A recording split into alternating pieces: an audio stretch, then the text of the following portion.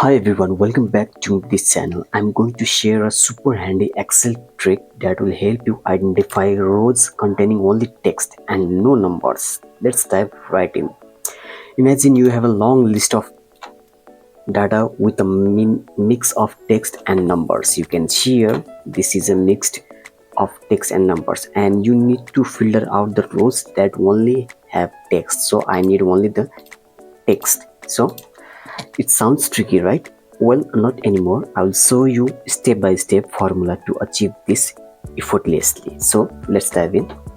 Let's say your data is in column A, and in column B or column C you will enter the formula. So I will paste the formula here. Copy this formula from description. I will keep there. I'll just hit equal to, and the formula is right here, and enter. So sorry, this will be our A3 because I need from the formula A3, and I'll write here A3, enter, and you'll see this is my text and number. So here is blank. So if I drill down, you can see here wherever the text found, it will give me the answer. So this is the simple step. In just a few steps you will filter out rows with only text from your data.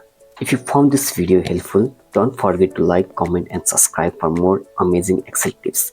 Thanks for watching, and I will see you in the next one. Bye for now.